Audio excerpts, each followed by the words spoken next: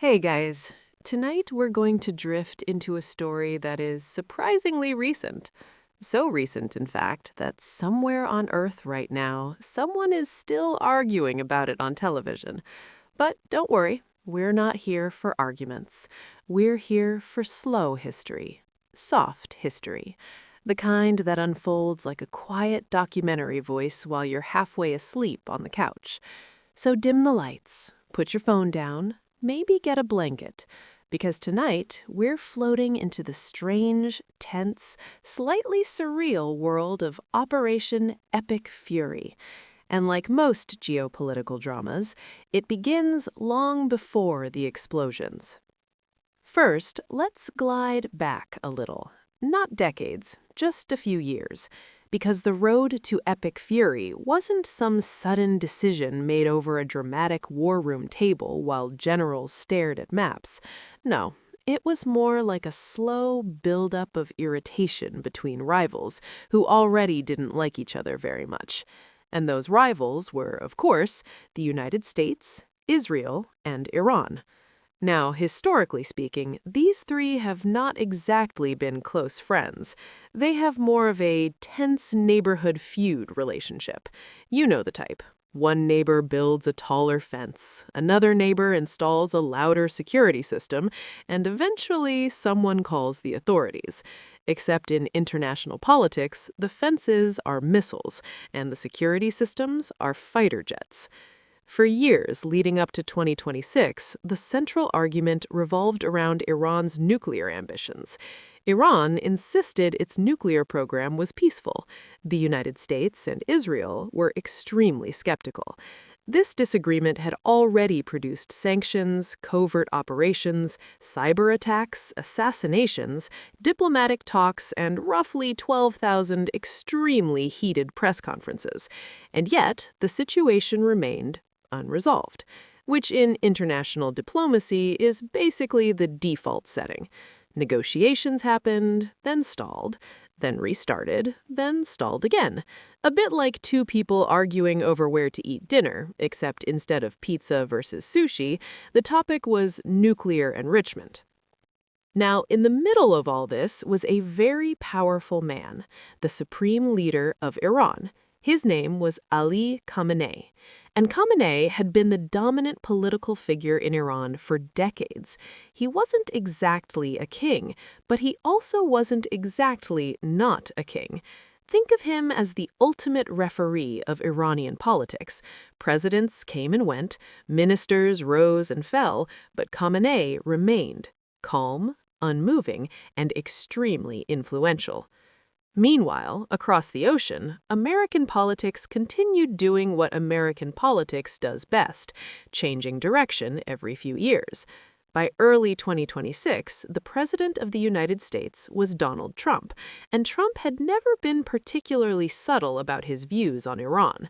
His administration viewed Iran's government as a major security threat, especially to Israel and U.S. allies in the Middle East. And Israel, led by Benjamin Netanyahu, had long argued something similar. From Israel's perspective, Iran's missile program and nuclear research posed a direct danger to its survival. So you had three major actors: Iran, Israel, and the United States, each watching the others very closely, each assuming the worst, which is basically the geopolitical version of three people holding umbrellas indoors because they expect someone to spill a drink. By early 2026, tensions were high. Negotiations over Iran's nuclear program had stalled again. Missile tests were happening, proxy conflicts were simmering across the Middle East, and intelligence agencies were quietly doing what intelligence agencies do: watching, listening, planning. According to later reports, the military operation that would become Operation Epic Fury had actually been discussed and planned for months, not days, months, which is typical for large military operations. These things require a lot of coordination. Aircraft carriers have to move, missile systems must be positioned, allies must agree, and someone somewhere must come up with a dramatic name for the operation, because militaries love dramatic names. Operation Epic Fury? Operation Desert Storm? Operation Rolling Thunder? Apparently, subtlety is not a design goal. So, planning continued quietly through late 2025 and early 2026. Target lists were compiled, satellite images were studied, possible strike locations were debated, air defense systems were mapped, command centers identified, missile launch facilities located. The entire thing began to resemble a very complicated, very dangerous chess match, except instead of bishops and knights, the pieces were fighter jets and cruise missiles. Then, finally, in the early hours of February 28, 2026, the quiet preparation ended. The operation began, and it began very suddenly. In the darkness of early morning, U.S. and Israeli forces launched coordinated strikes against Iran. Missiles were fired, aircraft took off, targets across Iran were hit. The goal, according to officials, was to cripple Iran's military capabilities and dismantle parts of its missile and nuclear infrastructure. Dozens and eventually hundreds of targets were struck: air defense systems, military command centers, missile launch sites, and various facilities connected to Iran's security forces. The strikes came from multiple directions: aircraft, ships, missiles launched from hundreds of miles away, and even new drone systems designed for one-way attack missions, which is a slightly polite way of saying drones that fly somewhere and then explode. Explosions were reported across several Iranian cities, including the capital, Tehran. Residents described waking up to loud blasts and the distant rumble of airstrikes. Schools closed, people rushed to buy fuel and food. Some residents fled major cities entirely, because when explosions start happening overhead, most people decide it might be a good time to go somewhere else. But perhaps the most shocking moment of the operation came when reports began circulating about a specific strike, a targeted strike, one aimed directly at Iran's most powerful figure, Ali Khamenei. According to multiple reports, the strike destroyed the residence where he was located, and within hours, news began spreading that Khamenei had been killed. Now, historically speaking, eliminating a country's supreme leader during an airstrike is not exactly a small development. It is, in fact, the sort of event that tends to make headlines, and headlines appeared very quickly. For some observers, it looked like a decisive attempt to cripple the Iranian leadership. For others, it looked like the beginning of a very dangerous escalation, because when powerful nations start removing each other's leaders, things can get unpredictable, very unpredictable. Meanwhile, the military campaign continued. American and Israeli aircraft struck additional targets. Reports suggested that hundreds of sites connected to Iran's military infrastructure were hit during the first waves of the attack. Missile facilities, air defense systems, command centers, and installations linked to the Islamic Revolutionary Corps, which is one of the most powerful military organizations inside Iran. At this point, you might imagine a calm moment of reflection, perhaps diplomats gathering, leaders pausing to think things over, maybe everyone taking a breath. But unfortunately, that is not usually how these situations work, because wars have momentum. Once they begin, they tend to keep moving, and soon another development arrived. Iran responded. Within hours of the first strikes, Iran launched retaliatory attacks towards Israeli territory and towards U.S. military bases across the region. Targets included bases in places like Bahrain and other locations where American forces were stationed. Air defense systems activated, interceptions occurred, alarms sounded, and suddenly the conflict was no longer just a strike, it was a regional crisis. And somewhere in the middle of all this, 3 American service members were killed during the ongoing military operations, which is another moment when history tends to slow down. Because behind every geopolitical headline, there are individuals, soldiers, pilots, technicians, people who suddenly find themselves inside events far larger than themselves. Meanwhile, across the world, reactions poured in. Protests erupted in several countries. Some people condemned the strikes as an act of war. Others supported them as a necessary move against a perceived threat. Governments called for restraint, diplomats called for ceasefires, and analysts on television used phrases like geopolitical tipping point, which analysts tend to say whenever something dramatic happens. But the deeper story of Operation Epic Fury, the part that historians will probably discuss for decades, was not just the strikes themselves. It was the long chain of tensions, rivalries, fears, and political decisions that made those strikes possible. Because wars rarely start in a single moment, they start slowly, quietly, piece by piece, like dominoes lining up on a table. And when the first one falls, the rest tend to follow. So, as we continue... All right, welcome back. If you're still awake, congratulations. If you're half asleep, perfect. That means we're doing this right. Because tonight's story, Operation Epic Fury, didn't really begin in 2026. Not even close. To understand why missiles were flying across the Middle East in the early morning darkness, we have to drift backward in time. And when historians drift backward in time, they usually end up in the year 1979, which for Iran was a very big year. Before 1979, Iran looked very different from the country we know today. It was ruled by a monarch named Mohammad Reza Pahlavi. He was the Shah of Iran, and the Shah had a very clear vision for the country. Modernize everything. Build skyscrapers. Buy American weapons. Throw extremely fancy parties. He was basically trying to transform Iran into a modern, Western-aligned superstate in the Middle East. And for a while, it kind of worked. Iran developed rapidly. The economy grew. Western companies poured in. And the United States loved the Shah. From Washington's perspective, Iran was a stable ally sitting right next to the Soviet Union, which, during the Cold War, was extremely convenient. But inside Iran, not everyone was thrilled. Many Iranians felt the Shah ruled like an autocrat. His secret police were famously unpleasant. Political opposition was discouraged, and the rapid westernization made conservative religious leaders deeply uncomfortable. One of those religious leaders was a quiet, intense cleric named Ruhollah Khomeini. Khomeini strongly opposed the Shah. He criticized the monarchy. He criticized Western influence. He criticized pretty much everything the Shah was doing, which, as you might imagine, did not make him popular with the government. Eventually, Khomeini was forced into exile.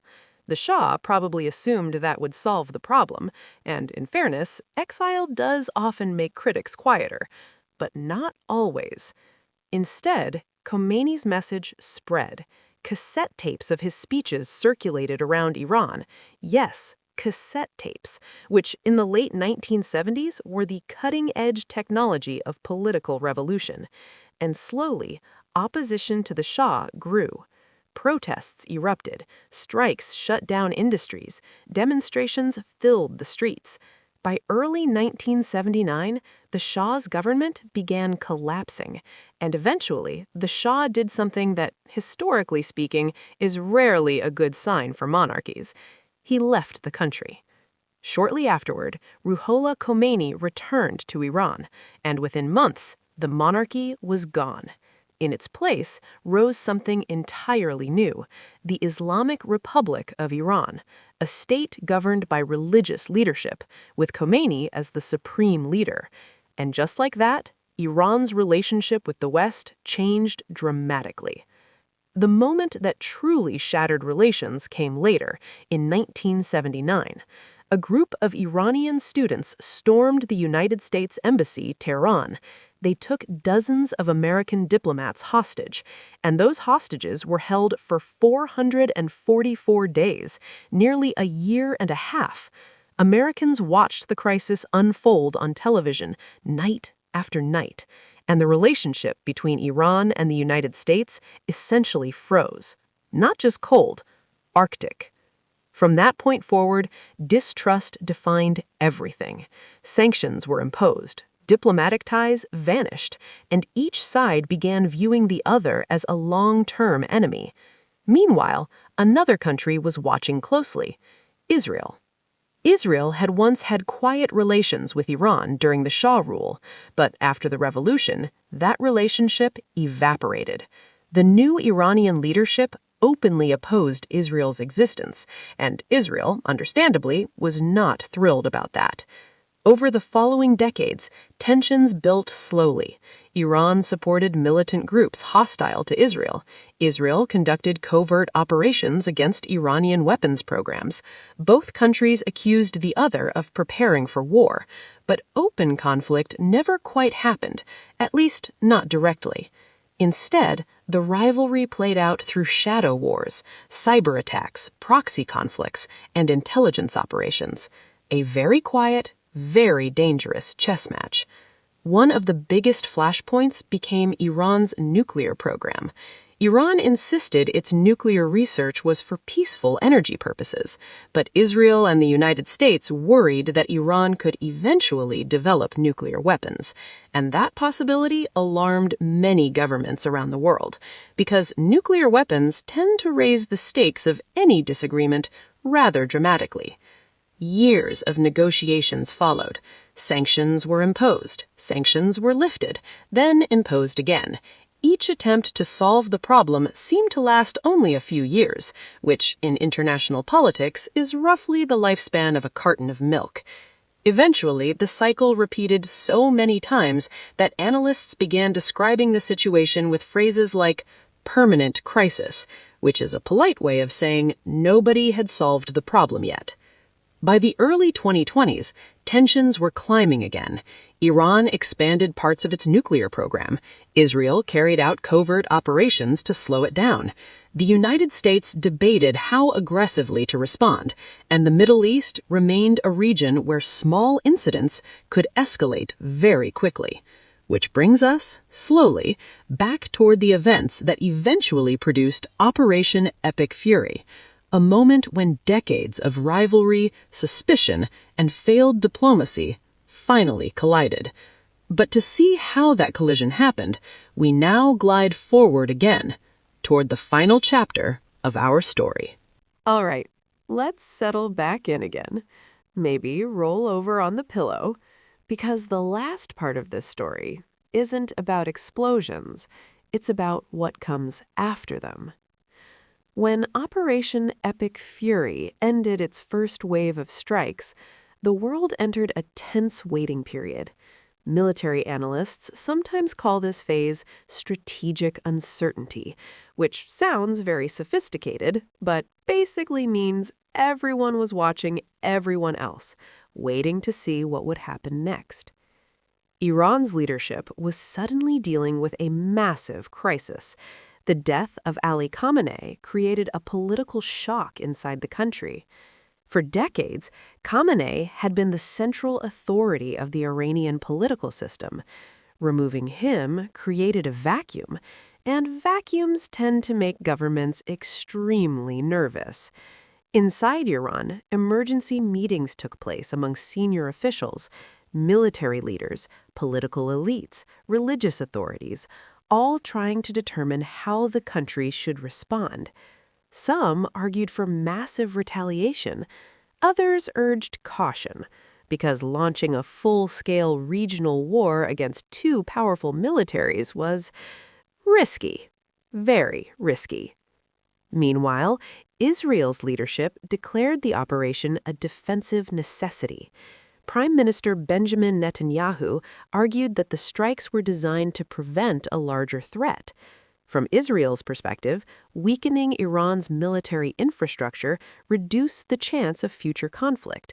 At least, that was the argument presented publicly. Privately, Israeli officials also worried about how Iran might retaliate, because Iran had allies and proxy forces across the region. Groups capable of launching missiles, drones, and attacks far beyond Iran's borders. The Islamic Revolutionary Guard Corps, one of Iran's most powerful military institutions, quickly promised revenge, and their statement was very direct. they said the strikes would not go unanswered, which, historically speaking, is something militaries say quite often, but that didn't make it any less concerning. Across the Middle East, governments began preparing for possible escalation. Air defense systems were activated, military bases increased security, commercial airlines rerouted flights away from conflict zones, and ordinary people did what ordinary people always do during uncertain moments. They watched the news and hoped things wouldn't get worse. Meanwhile, diplomats around the world began calling for restraint. The United Nations held emergency meetings. European governments urged negotiations. Regional powers worried that a broader war could destabilize the entire Middle East. Because history had shown something very clearly. Conflicts in this region rarely stay contained. They spread, slowly at first, then suddenly. In Washington, the administration of Donald Trump defended the operation as a decisive move against a long-standing security threat. Supporters argued the strikes demonstrated strength. Critics worried they could trigger a prolonged conflict. And, as usual, the debate inside American politics became extremely loud, which is also extremely normal. But beyond the politics, the deeper historical question remained. Did Operation Epic Fury solve anything, or did it simply reset the cycle of tension once again? History doesn't answer questions like that quickly. Sometimes it takes decades, sometimes longer. Because wars and rivalries are rarely single events. They are processes, long chains of decisions made by leaders, governments, and sometimes by accident. A missile launched, a retaliation ordered, a diplomatic deal signed or abandoned, each moment pushing history slightly forward. And as our quiet nighttime journey through this story comes to an end, we're left with a familiar historical lesson. Powerful nations rarely stop competing. Rivalries rarely disappear overnight, and the world often moves from one tense chapter to the next, slowly, unevenly, sometimes with long stretches of calm, and sometimes with sudden bursts of conflict. But for night, our story gently fades out here. The missiles have stopped, the analysts are still debating, and historians, well, they'll probably be discussing Operation Epic Fury for many years, in books, in lectures, and perhaps in very sleepy YouTube videos. So, if you've made it this far, congratulations! You've just drifted through one of the most complicated geopolitical stories of the modern era, hopefully with slightly heavier eyelids than when we started. Good night, and as always, sleep well, historians. Mwah!